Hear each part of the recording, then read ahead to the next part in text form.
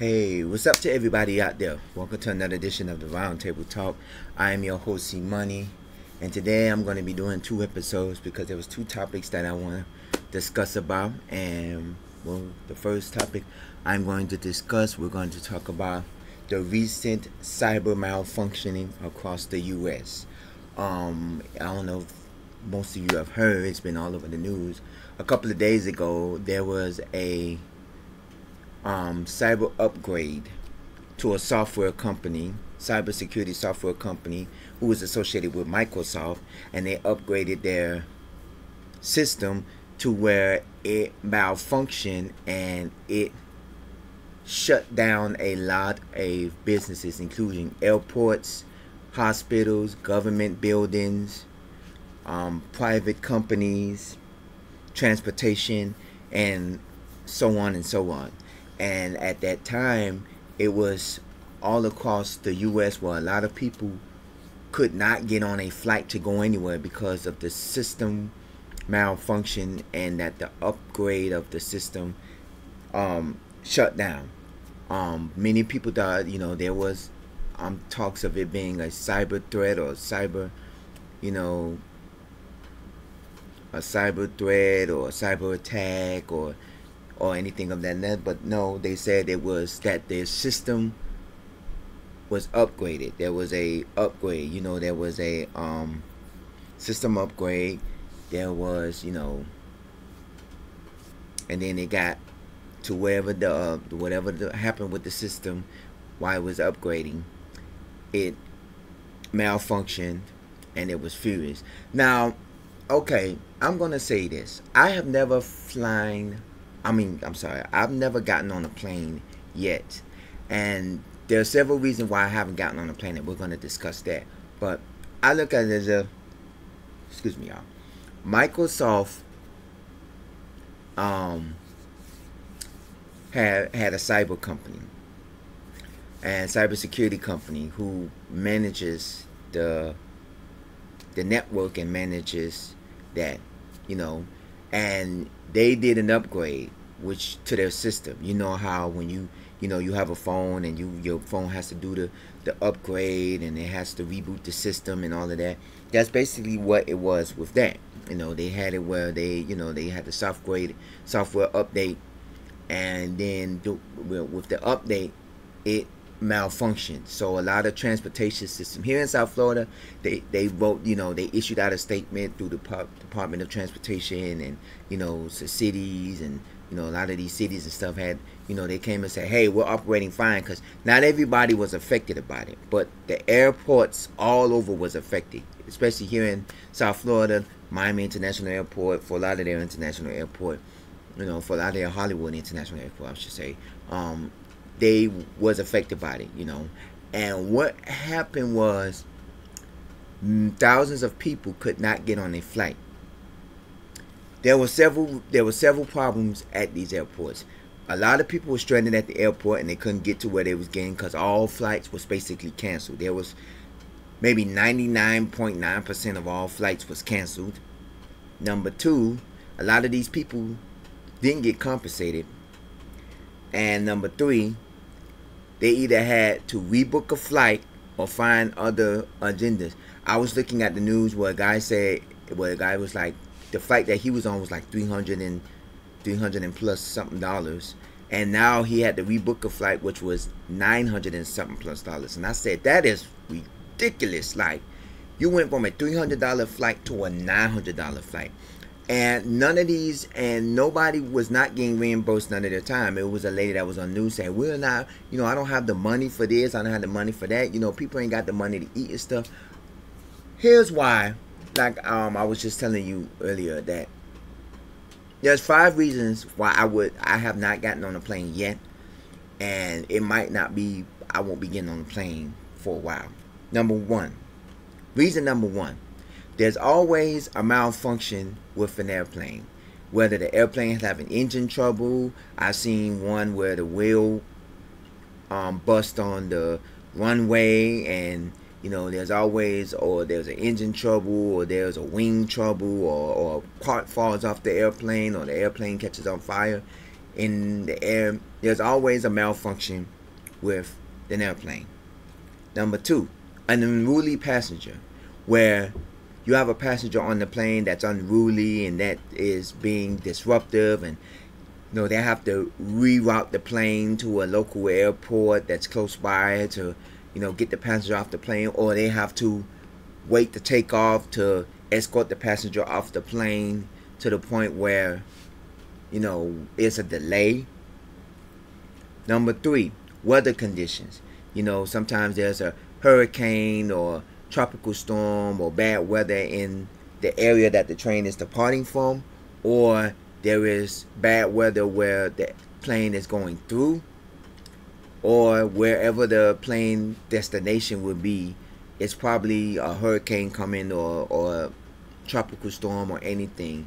I remember a friend of mine, they wasn't flying, they was taking the bus, and it was a few years back when there was a hurricane come to Florida, and I know with the planes there wasn't no planes going in and out, and they was taking the bus, and there was no buses going in and out of Florida, down the coastal line or anywhere. There wasn't no buses going down to South Florida, and there was the closest bus going anywhere is to probably the northern part of Florida, like Tallahassee or so. So they couldn't get anywhere, so they were stranded for a day or two in Georgia, and it's the same thing with planes. You have severe bad weather or something happening, and then you end up you have to be stranded somewhere. Another reason why malfunctioning or computer malfunction, which is what today's topic is about, you have that a company's software may be malfunctioning to where they can't print up tickets, or they can't get online to access the plane's information and all of that stuff. And then you have it where they'll say, oh, our computers are down, so we have to delay our flights and things like that, which is what the situation is now, where the computers are malfunctioning, where the software malfunctioned, and it caused everybody a delay. And another reason, number five, which is not technically a reason, there's the four main reasons I just told you, where there is a shortage of workers. You remember back a while back, especially during COVID, when a lot of these airplane companies didn't have a lot of workers, so it was hard for them to actually get flights going and flights running. And then not only that, you didn't have people flying, and a lot of people was catching COVID, and then you had a lot of people out there that was wasn't flying because of COVID. And then you had a lot of the workers who worked for these airline companies, they either left the airlines because of COVID, or they retired, or they was catching COVID and they couldn't work and stuff. And you didn't have a lot of TSA workers at one point, so it was hard for them.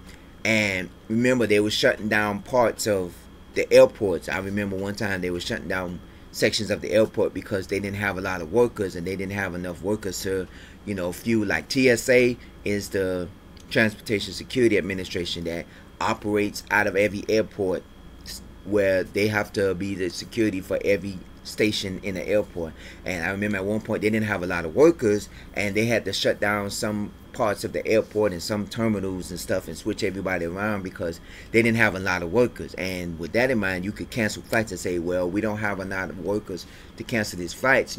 People, they have to reroute them on different planes, where maybe they'll get a plane that is not going directly to Atlanta, but it's a plane that is a transfer to Atlanta, because some companies, they'll have a direct plane to Atlanta, Georgia, and then they'll have some where, oh, the plane is not going, that plane got canceled because they don't have a lot of workers, but we're going to have a plane that is going to Atlanta, but it's a transfer plane, meaning that you're going to get on that plane and it's going to Atlanta, but it's a plane where people are getting off and they're transferring to another plane, like a layover, and stuff like that, because I've seen, that happen.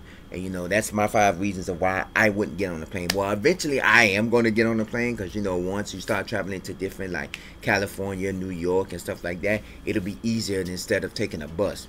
I just take the bus now because you don't have those problems when you get on the bus. Now you buy your ticket online. You can buy your ticket online, boom, boom, boom, and then your ticket comes directly to your phone.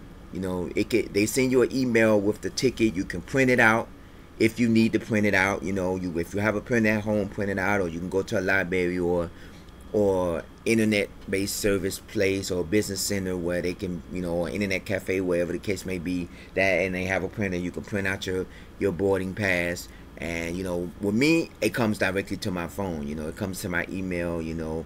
I sometimes screenshot my pass just in case I don't get it in my email, or there's a it's anything of nature that I don't get it. I always screenshot. It's the same thing with ordering food. I screenshot when I order food, especially when I'm picking it up, to say, okay, here's my food. It didn't come to my email, but I have a screenshot of me ordering my food. I always do it. Same thing. The same thing when I purchase my tickets on my phone. If I do it over my phone, I screenshot it to say, okay, I didn't get the email from my ticket, but here's my ticket. I purchased it. But you normally get an email and stuff like that. So, and you could just easily show them. And with bus companies, they have their little phone device where they can scan your QR code and say, okay, you're on this flight. Or they could look at your ticket and say, okay, this is the bus that you're supposed to be on. But on planes, you have everything that's basically computerized to the point where they have to look in the computer, they have to do all this computer things and stuff like that, to the point where if the system shuts down, it'll be hard for them to do anything. Because, you can't just say, okay, the computer is down, so all y'all get on the plane. Because you don't know who belongs on that plane. You could let a serial killer or a terrorist person on the plane and say, oh, the plane is down, but we believe that you belong on this plane. Then you let a person on the plane and they don't even must belong on the plane. They could be a serial killer or a terrorist or something. So those things matter when it comes to, planes. And when the system went down, it was bad. I honestly believe that a lot of people should have got compensated. Like, every airport should have compensated people. To me, and I said this in my mind, and I was thinking about this, and I said, I'm going to say this on the show. I feel, okay, if your flight was canceled and you're going to be staying and you're going to be at the airport for more than 12 hours, they should give you a hotel voucher for you to stay in a local hotel in the area. And I know most airports, like Miami International Airport, they have their own hotel where people stay at if they have a layover or if they have a connecting flight the next day. They normally stay in the hotel, because I know most airports have their own hotel, and Miami International Airport do. But they should have given everybody vouchers, because I was looking at the news and I was looking at, people had to sleep in the airport and they had to lay down and stay in the airports, because number one, if your flight is delayed, you don't know how long your flight will be delayed, number one. Number two, you can't go far, because most airports, there's not much to do in the area, especially Miami International Airport. Yeah, you have a couple of, gas stations, and you may have, a couple of stores, like convenience stores or something to go to, but you don't have anything like a shopping mall or anything of that nature, or a shopping center that's near the airport. Yeah, you have clothing stores and stuff inside of the mall, but it's not like they're going to be open all day. Most of these stores close in the evening time. They may be closed like 6, 7, 8 o'clock at night. You're not going to have too many restaurants that are open 24 hours inside of the airport. And then a lot of these people, like one lady said, she didn't have money, so I honestly believe they should have also gave food vouchers. If they say, if your flight is delayed more than 5 hours, you should be able to get a food voucher to go get something to eat. Because a lot of these people who are traveling, just because they're traveling on a plane doesn't mean they have money. You have some people that are traveling because they have to travel, or somebody paid for their traveling expense, and I look at it as if you have to compensate these people when you have a malfunction in your service. You either give them a refund so they can rebook their flights, like when I told you earlier about the man who had a $300 and something flight that was canceled. He had to rebook a flight which was $900 and something. Now, did he get his money back from his $300 and something flight that can help cover the $900? And I say, ain't no way in heck I'm gonna pay $900 and something for a flight. He must be going across the world, because the most I pay is $300-$400 depending on where I'm going, and that's only if I'm going like out of the country. If I'm going inside of the country, the most I'm paying is like maybe $200 to $300, and that's only if I'm going from Miami to California, because I know that's going to be an expensive flight. But if I'm traveling from here to Atlanta or here to New York, I'm not paying no $900 and something for a flight. That's ridiculous. So he must have been going out of the country, because I feel as if they didn't compensate nobody for their time and their, patience. Because anytime a flight gets canceled, they're supposed to do three things. Number one, they're supposed to rebook you on another flight, which is supposed to be the best option if the flight gets canceled. Number two, they're supposed to reimburse you your money if the flight gets canceled, because what if you from Miami and you're taking a trip to New York, or you're taking a trip to Texas or California or something, and your flight gets canceled? They're supposed to refund you your money, so you can say, okay, your flight has got canceled, here's your money back or whatever. Or number three, compensate you, meaning that, okay, your flight got canceled, but we're going to give you a credit for another flight or something like that. Basically, that goes back to the first one. We book you on a different flight. But if you say you don't want to go anymore, just give me my money back, and they don't give you your money back, they can compensate you. Okay, we give you a credit for a future flight or something like that, because, there are people that'll say, oh, my flight got canceled, I don't want to do it no more. Because I've had people where, that's just like when you order food. Your food order ain't wrong. They just say, I don't want it no more, give me my money back. When your flight gets canceled, I don't want to go no more, just give me my money back, and, everything. So I honestly believe there should be things that people, that's what they do when your flights get canceled. And I honestly believe that's what it should have happened across the U.S. And not only that, there should have been a government issued law to say that everybody should have been compensated. Because it wasn't just here in South Florida, it was all across the country, and and it affected a lot of people, and I'm quite sure it affected people in other countries too, where they can probably fly in, hopefully, but it was probably hard, because I don't know if it affected other countries. I know it affected the U.S. and a lot of airports in the U.S. Now, I don't know if it affected a lot of airports in other areas, but I know in the U.S. it affected a lot of airports. It also affected a lot of businesses, from hospitals, from public transportation to government buildings. And, a lot of and I've heard that 911 calls was affected as well, too. I say, yeah, this was a big issue. And for that to happen, there should have been a backup plan. And honestly, like, when you know that you have a company, Microsoft, that has a cybersecurity company that operates your services, and it malfunctions, there should always be a backup plan. Now, this happened Thursday, where the first company, the first airline company, Frontier, was the first company to start experiencing this, and that happened Thursday morning. And then Thursday night and through Friday morning, a lot of other airlines started experiencing the malfunctions, and a lot of other businesses and government officials and a lot of other businesses started, government buildings, transportation, hospitals, a lot of other businesses started feeling the effects as well. But Frontier was the first company. Now, when I first heard of the news, I looked at it as if, okay, it's just Frontier. Frontier's system is down, their operating system is down, their computers are down, so it's hard for them. But I didn't know that it was not just them, it was a glitch in all of the systems due to a third-party cybersecurity company that is associated with Microsoft, and their services went down because of the upgrading of their system. And I was like, wow. And I say, now this will teach them to have a backup plan, and then everybody thought it was a cyber attack and all that. And I'm like, yeah, it's not really a cyber attack. It's the fact that you're always going to have malfunctioning systems all the time. It doesn't matter if you was in 1990 or 2030. You're always going to have, when you upgrade a system, there are always going to be some type of glitches in the system. Look at iPhones. Every year iPhone come out with a different iPhone. We are now on iPhone 15, I believe. And every year they come out with something that's supposed to be maybe more gigabytes and more data and stuff like that, to the point where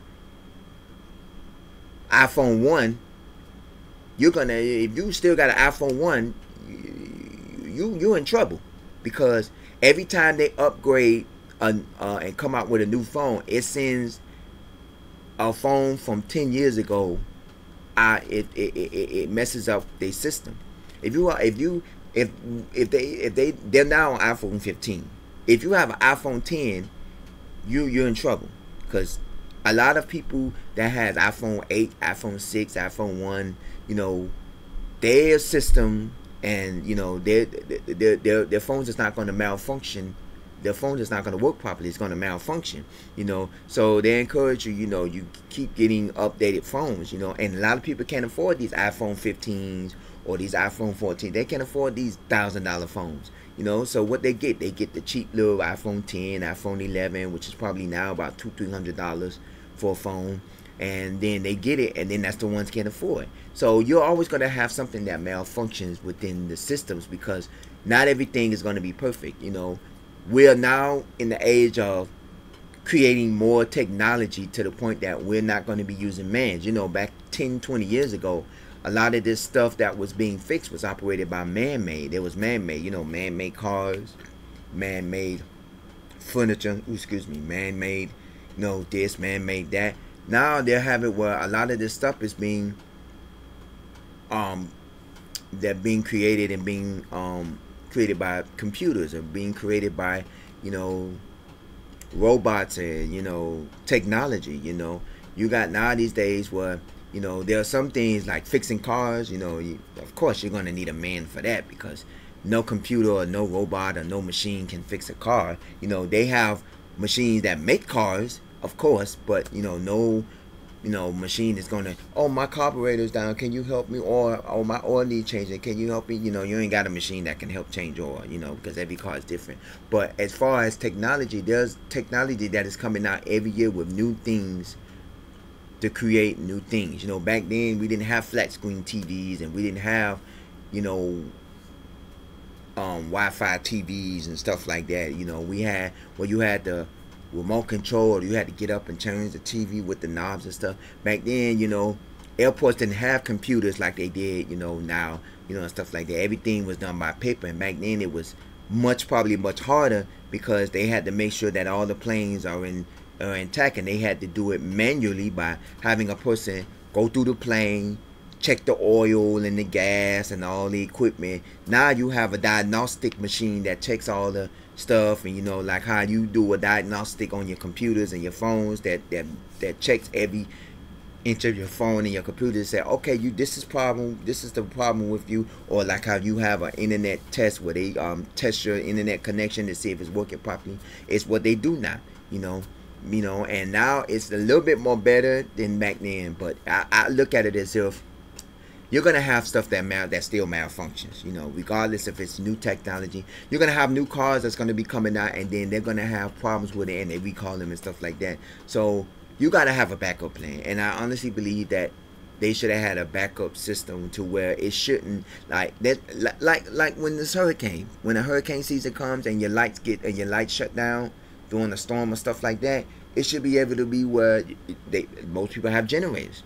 And it's the same thing with these cybersecurity companies. If you know that you are one of the leading cybersecurity companies out there, because you are, a cybersecurity company for a lot of government, buildings, a lot of, airports and a lot of stuff like that, you should be able to have, oh, our system went down, let's crank up the backup system, and in 5 minutes, your system's back up and running to the point where it's not really affecting nobody. Now you had a system malfunction where it affected everybody across the world. Even if you wasn't affected by it personally, you still was affected by it, because you got to see all the people that was upset and mad that couldn't travel because their flights got canceled and delayed because of this computer malfunction. You got people that couldn't, some of the hospitals that was malfunctioning because they couldn't help. They said they had one hospital where they can only treat people that was in the hospital. They couldn't do like emergencies, or they couldn't treat in like outside people or some. It was one of the hospitals where they can only treat emergency people or stuff, and they was only doing surgeries, planned surgery, thing like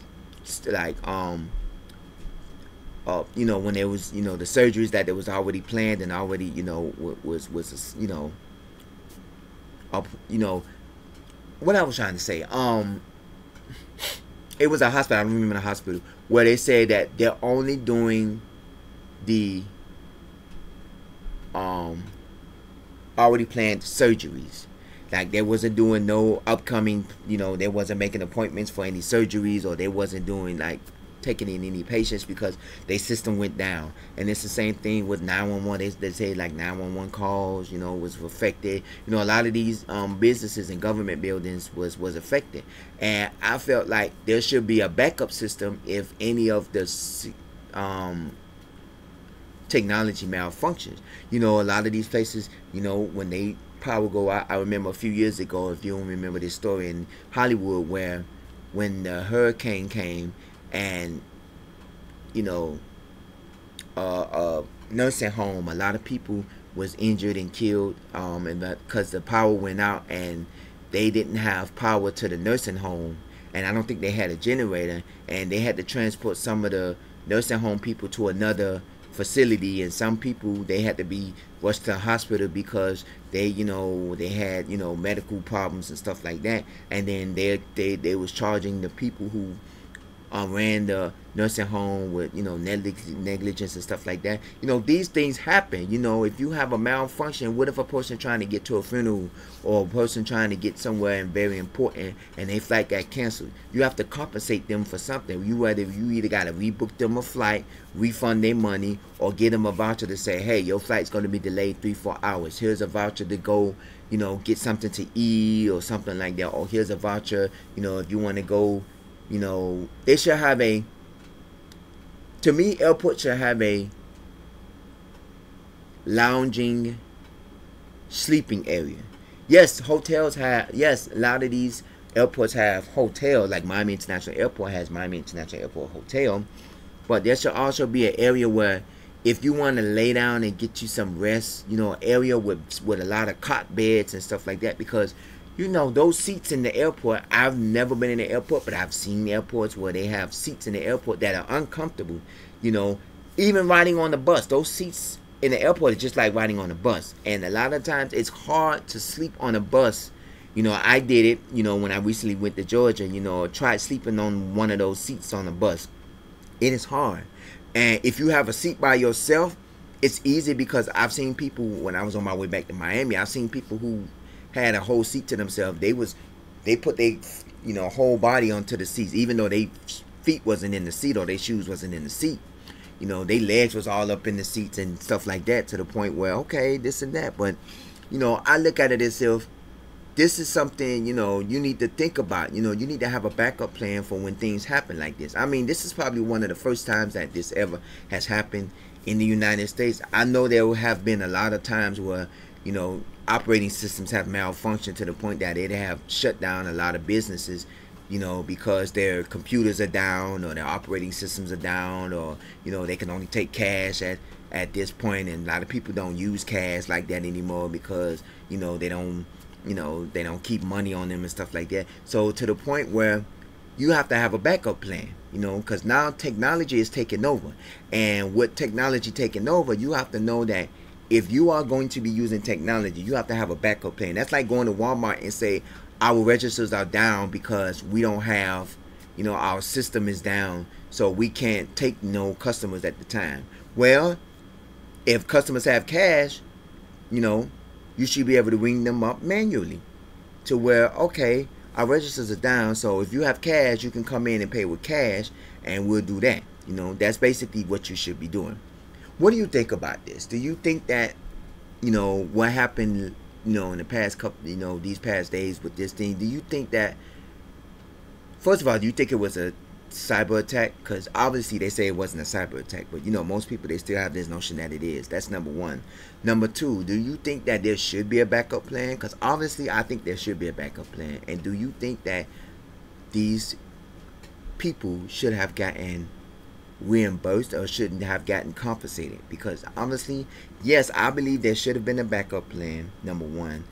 they should have been reimbursed for their or compensated for their time, meaning that, you know, they should have gotten a voucher or something for some food, or if you're going to be over a day, you know, over 12 hours or so, you should be able to get a room with a voucher. Things like that. That should happen.